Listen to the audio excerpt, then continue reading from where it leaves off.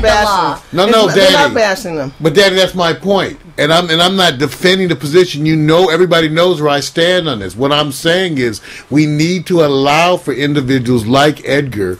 Listen to what they're saying. Right. He's lived it. Where he's standing on the issue. Makes sense. It's not that I'm saying you have to agree with him. Just understand he loves his people. He cares about the issue. But that's not how he wants to approach this problem. That's why when I talk to people, people say, Mara, why do you have Republican friends if you're so leftist? Because I listen to them. I have leftist friends. Thank you. I have a friend named Leonard who works with me with Ready for Change. He gets on Facebook and he challenges me all the time. Right. And I love him for it. And I've done this before, because it gives me a chance to look at something at a different angle. Because if we stick too much to our people, that's really comfortable when we're around people who share our views. It reinforces our views. That's the good part. The bad part about it, we endanger ourselves in becoming too far to the left or too far to the right and becoming radical. And that's when we start making irresponsible exactly. comments. It isolates everybody, and it leads to the kind of confrontation that I don't really want, even as the resident leftist. For example, I constantly challenge Danny on categorizing all Tea Partiers, because they are not all the same. And when you classify them all the same, it doesn't help us dissect the issues at all. That's a good point. I want Republicans like Edgar and Shirley and Lenny to rise to power with more and more within the Republican Party. That represents differences in philosophy and change. That's why you've got to allow, to me, to have this diversity. And we need it within the Democratic Party. I want to make something clear. I'm a proud Republican. And just like I'm sure Shirley does, we know there's some racism in the Republican Party. Sure there is. When I talk about it's on both sides. On both sides, exactly. The Democratic Party has a history of racism. It's on both sides. But on the issue of immigration, even though I support the law in Arizona, I still keep my ear pierced to discrimination and racism. I will not tolerate that type of irresponsible behavior. That's correct. There's a good reason for the Arizona law to be in place, and that's to control our borders. Illegal immigrants are costing our country over $26 billion a year. $26 billion. Say it again. $26 billion a year. In taxes, we're only collecting from illegal immigrants $16 billion. We have a shortfall of $10 billion.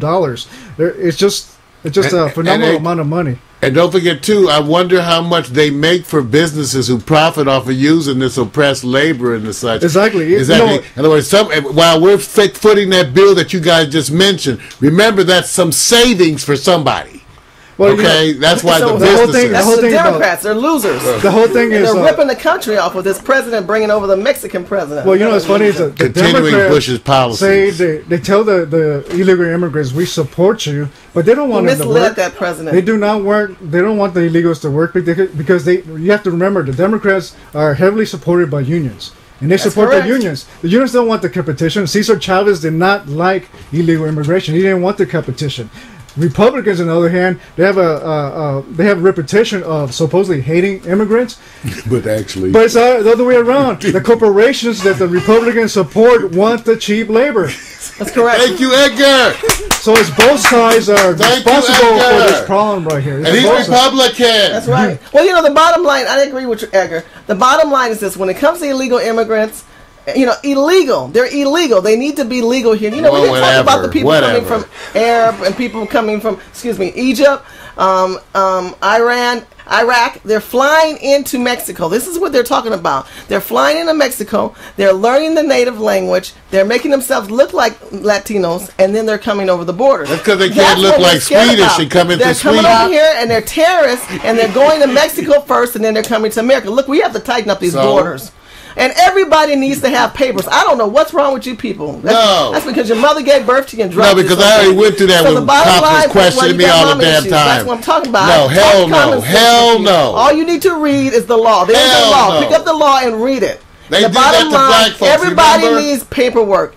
Black people needed paperwork. They just want to be Every black person, make sure you go to hiphoprepublican.tv and see me write about the rite of passage. Everyone has to have paperwork. The Freeman paperwork. Do your homework, Mario. Freeman paperwork. You gotta have papers in Mexico. I mean, the Mexican. Come on now. Mexican papers on man. You have to have them in Sweden, Mr. Sweden. The Mexican government does not really care about the Mexican people. All they care is about the $12 billion that the illegal Mexicans that come into this country send back to Mexico. That's what that's about. Felipe may not like that. He's not going to like it, but I'm Felipe may not like that, Edgar. You don't be traveling down there now. That's the cartel might grab your ass.